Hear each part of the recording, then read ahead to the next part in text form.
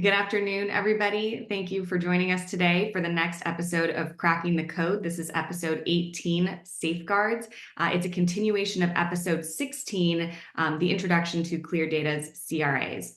Today, I have with me Jim Ducharme, ClearData's Chief Technology Officer, and Chris Bowen, ClearData's Founder and Chief Information and Security Officer.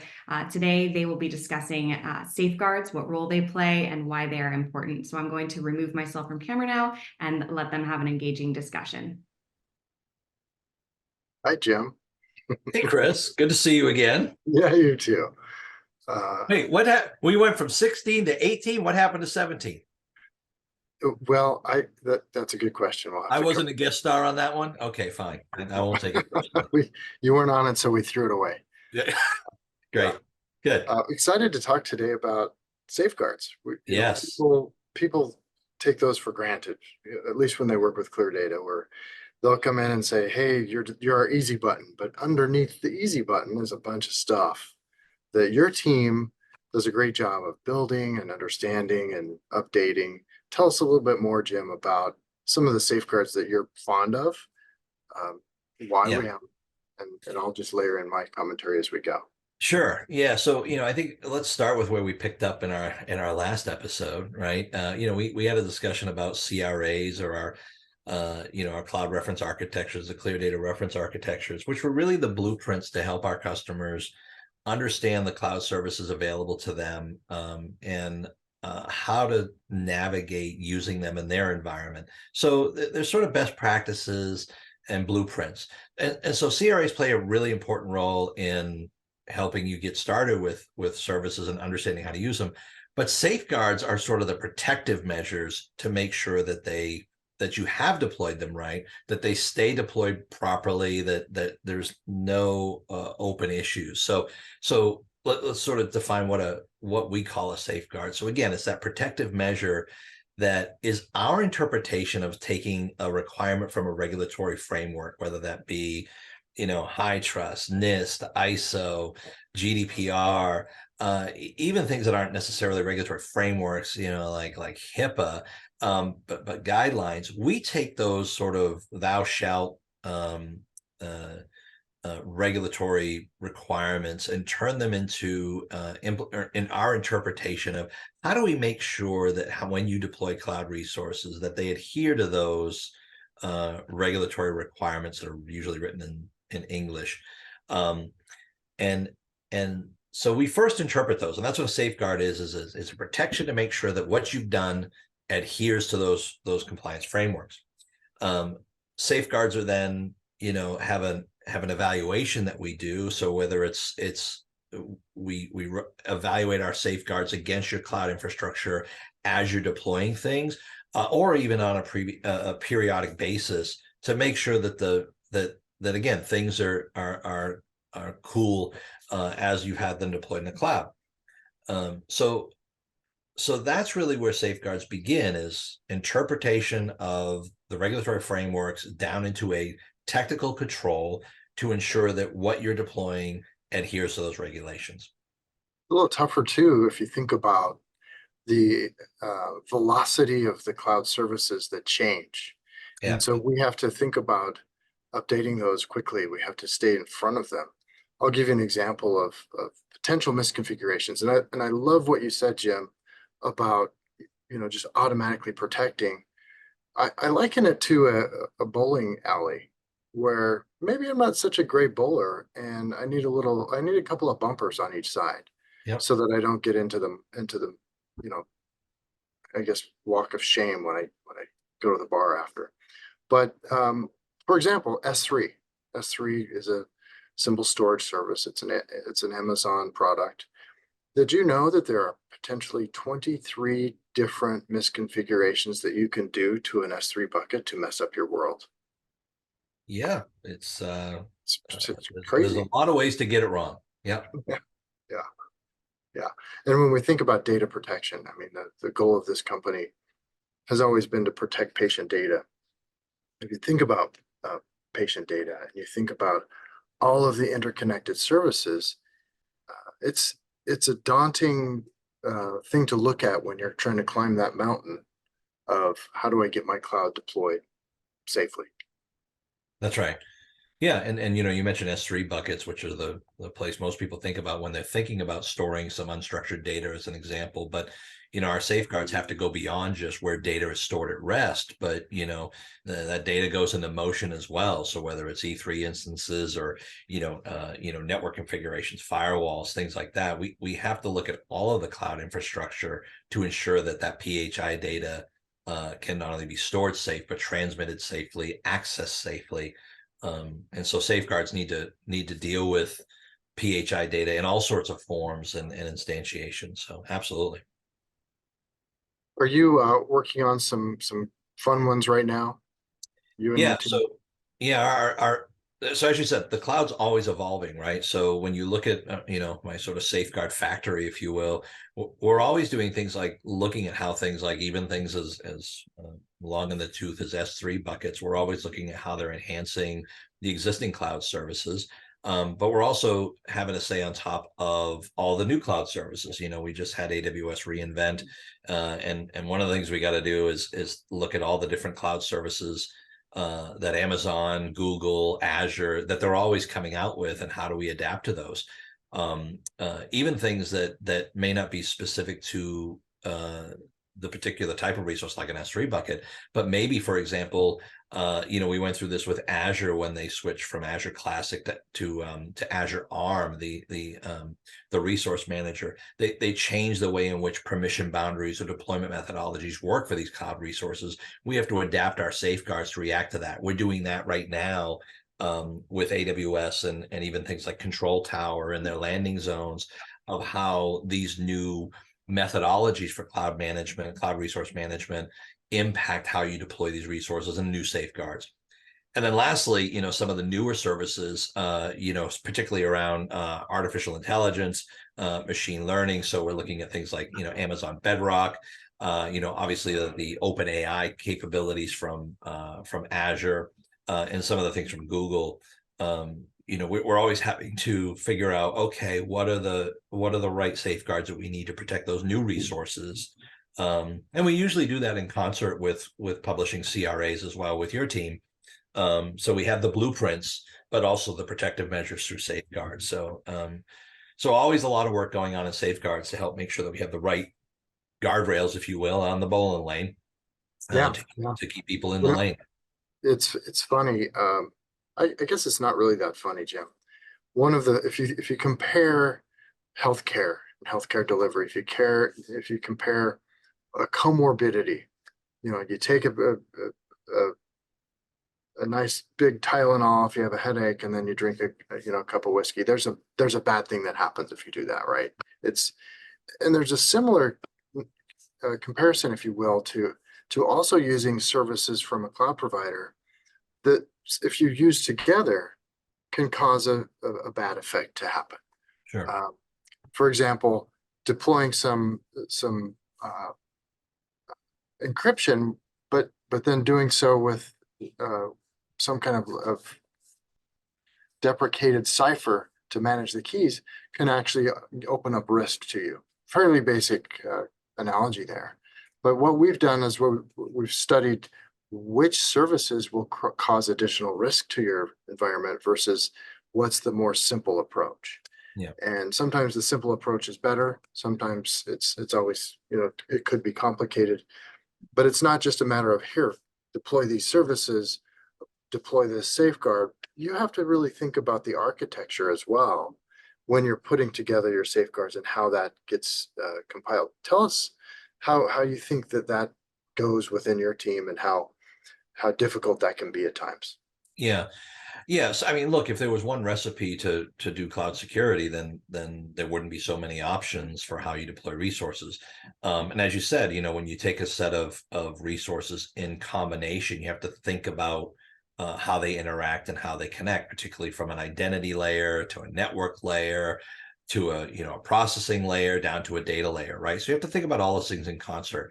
And I think it's one of the differentiations that we have as ClearData is that we spend our days thinking through, as you said, healthcare use cases, right? The handling of PHI data.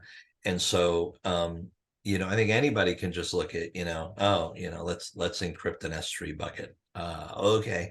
But we also want to look at the deployment methodologies that our healthcare customers most commonly deploying in terms of the handling of those pieces and how these services are best laid out. That's why we have CRAs, these reference architectures, if you will.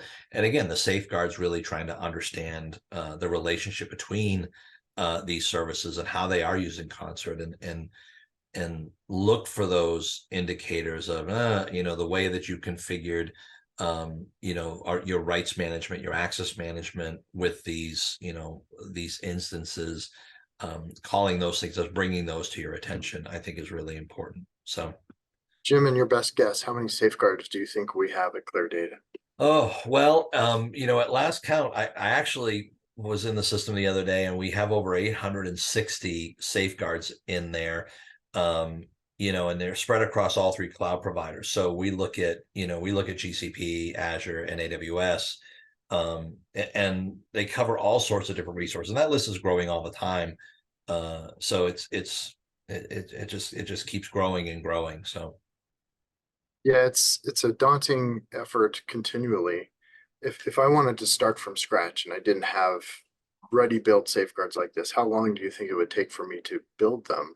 well, all I can do is speak from our experience of, these things have been built up over decades, right? We've had over a decade of investment, and it's not just about understanding the cloud resources. Again, it's so important to think about how customers, and particularly our healthcare customers, deploy and use these services. We've created these safeguards based upon our, over 10 years of experience in helping our healthcare customers deploy resources in the cloud that handle PHI and the gotchas that we see through that.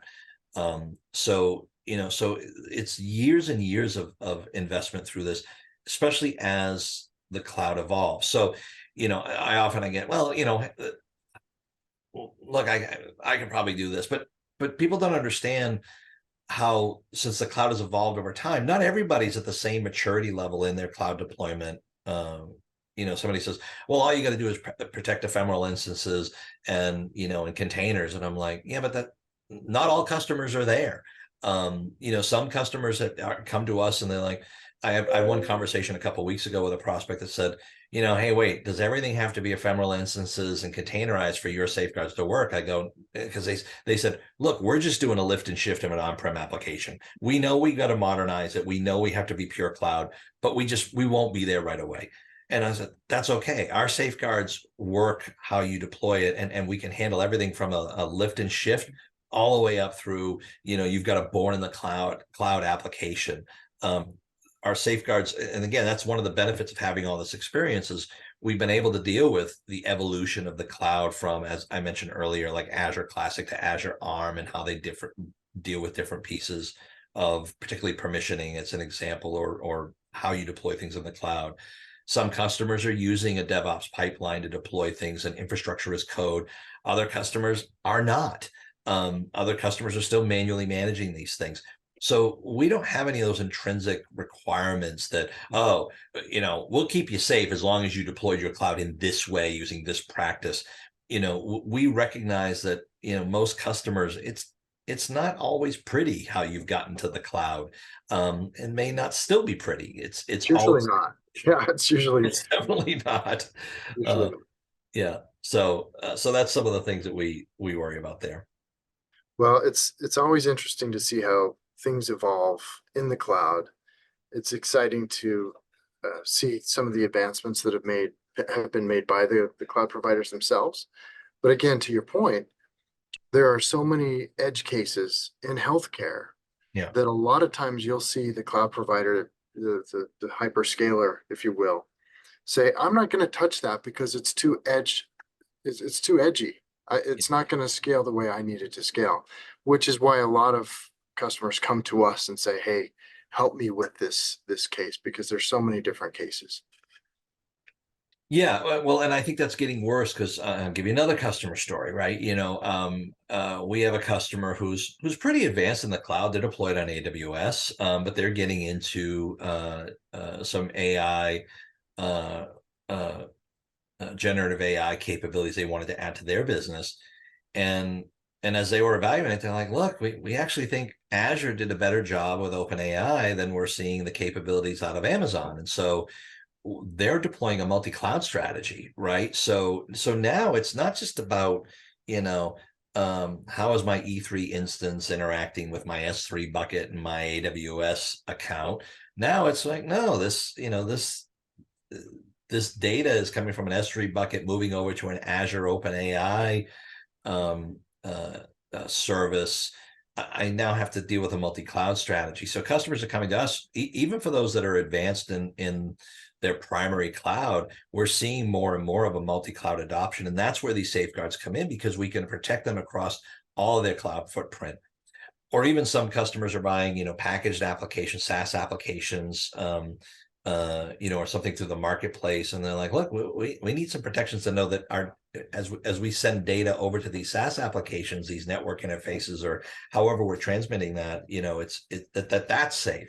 So it's not, it gets more and more complicated every day, particularly with more and more multi-cloud strategies, more and more marketplace offerings, more and more building blocks that you don't have to build yourself anymore, but you still need to make sure your data is safe through all of it.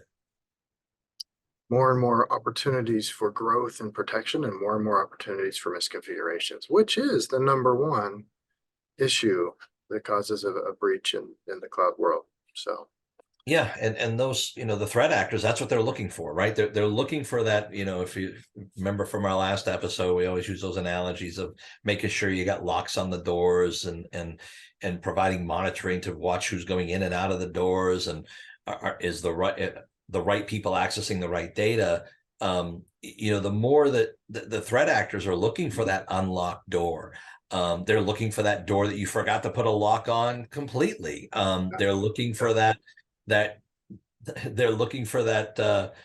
entry code into the door that's just 1 2 3 4 or 0 0 0 0, right? They're looking for the weak link in that, and that's why having safeguards to sort of look at these common misconfigurations or situations that are just easily exploitable by threat actors is important. So I think another important part of safeguards is like, look, this whole conversation, we've largely been focused on finding what's wrong, but I'd say the biggest value of our safeguards is actually our prescriptive guidance on helping you solve the issues. There's a lot of technology out there that people could buy that will tell them how messed up they are. But our focus with safeguard development is actually much more about, I always tell my team, I'm like, folks, whatever you look for, if it's not actionable, if you can't provide them guidance on how to get out of trouble, don't even bother telling them they're in trouble. So I said, put the emphasis on how do I make this better, not just how bad is it, right? So another important part of safeguards is understanding, okay, here's the situation. We've identified the situation of the misconfiguration or the open locked, the open or unlocked door. Here's why it's important, and here's what you can do about it. Here's why this might have happened, and here's what you can do about it. And I always say we focus on two parts of that, sort of the cure, right? I always say there's the right way to fix it, and there's the right now way to fix it. And so that's also where that variability comes in, because again, think about all the different ways people might be deploying these resources in the cloud. And again, I'll switch to like Azure back again, with the Azure Resource Manager. I know customers that are still using PowerShell scripts, to deploy their stuff. We got other customers that spend their energy on CloudFormation templates, or all sorts of different ways, and some of them are still going into the console and setting them up manually. We've got to be able to deal with, okay, how do we help you, depending on how you do it, how do we help you correct the situation? So one, the right now way to fix things, we can apply a remedy, which is, think of it as a short-term fix to go, we can go make the configuration change in your cloud environment, regardless of which cloud, regardless of how it got there, to help sort of close the barn door, if you will, right? To sort of protect you there. At the same time, you've got to get the right way to fix it, which is maybe this is what you got to go back and do in your CloudFormation template. or, or your PowerShell script or whatever. And that's where I think the next advancements for us are coming in is, how do we help you in your deployment methodologies start off, make those corrections regardless of where you came from. So that's the other area we're looking at. But again, finding problems is only part of the problem. The more important part of it is providing that guidance, and even our safeguards to do automated remediations, meaning we can automatically fix things and prevent, reduce that window of opportunity for the threat actors to take advantage of that unlocked door, if you will. So that sort of cure is to me even more important than finding these issues to begin with. So Jim, there's a lot of things we've discussed here. We've talked about a lot of misconfigurations. We've talked about how to deploy Terraform templates or CloudFormation templates. And we've talked about short-term, long-term fixes. And when are we going to correct something with a safeguard? We got 860 safeguards. That's a lot. It's a lot. Where do I go from here, Jim? Yeah, great question. So here's what I tell customers: like, hopefully we've managed to scare the crap out of everybody, and we're all going to die, right? But there's some simple questions to ask yourself of, do I understand what we've deployed in the cloud? Do I understand how to configure things properly? Are my things configured properly? What is, how scary is the problem for me? And if the answer to that is, I'm really not quite sure, no problem. That's why ClearData is here.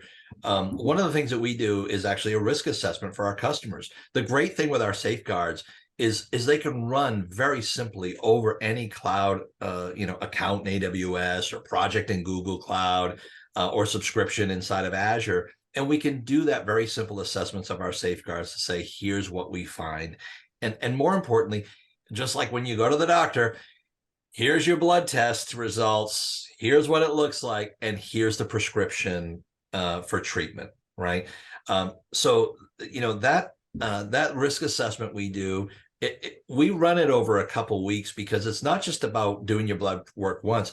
We like to assess how your environment is changing over time as well. And it's only 2 weeks, but it gives you a little bit more insights into what's happening in your cloud environment, rates of change, how your compliance and security posture may change over time. So I encourage customers, just let us come in and do a quick risk assessment for you. It's a very simple process to do that assessment, to give you a view of your posture in the cloud, and we can have a conversation about, what we find and what we think you can do about it. And ClearData is here to help you do that. Jim, do I have to pay for that? Absolutely not. We can do that. Good. We can do that absolutely for free. Great. And it's like I said, it's incredibly simple and very non-invasive to make that happen. Well, It's take us easier up than on getting it, your blood folks. drawn. Yeah, well, probably less painful too. Probably a little bit, yes, I hope. Jim, thanks again. Appreciate your insight on all this, and have a great holiday. And to all of you out there, keep look and keep watch of your systems, because this is where the bad guys like to pop their heads up and try to find those open doors and windows. So Absolutely. Thanks, Chris. Appreciate it. bye-bye.